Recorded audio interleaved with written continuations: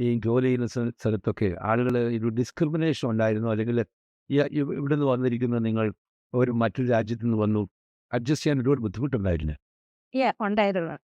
ഞാൻ വാസ്തവത്തിൽ പഠിച്ചത് കേരളത്തിലായിരുന്നു. നോർത്ത് ഇന്ത്യയിലല്ല. അല്ല. ഇല്ല. ഞാൻ കേരളത്തിൽ തന്നെ പഠിച്ചു. അത് കഴിഞ്ഞ് ഞാൻ അവിടുന്ന് പിന്നെ ഡൽഹിയിൽ നിന്നാണ് പോരുന്നത്. ഡൽഹിയിൽ നിന്ന് പോരേണ്ടി വരുന്നതെന്നാന്ന് വെച്ചാൽ എൻ്റെ ഫ്രണ്ട്സ് എൻ്റെ കൂടെ പഠിച്ചവരെല്ലാം അവർ ഡൽഹിയും പാറ്റ്നയിലും ഒക്കെ പോയി.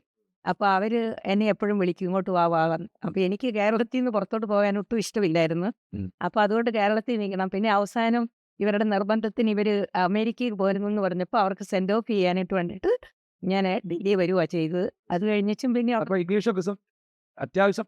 ഞാൻ PTC കഴിഞ്ഞിട്ടായിരുന്നു നേഴ്സിംഗിന് പോയത്. Okay okay. അപ്പം എനിക്ക് ഇംഗ്ലീഷിന് വലിയ കുഴപ്പമൊന്നും ഇല്ലായിരുന്നു. പിന്നെ നാട്ടിലാകുമ്പോഴത്തേന് ഇംഗ്ലീഷ് തന്നെയാണല്ലോ അതെ. നേഴ്സിംഗിൻ്റെ എല്ലാം പഠിക്കുന്നത്. ഉം. അപ്പം പഠിക്കാനായിട്ട് വലിയ കുഴപ്പമില്ലായിരുന്നു. നന്നായിട്ട് പഠിക്കുമായിരുന്നു. അതുകൊണ്ട് അവിടെ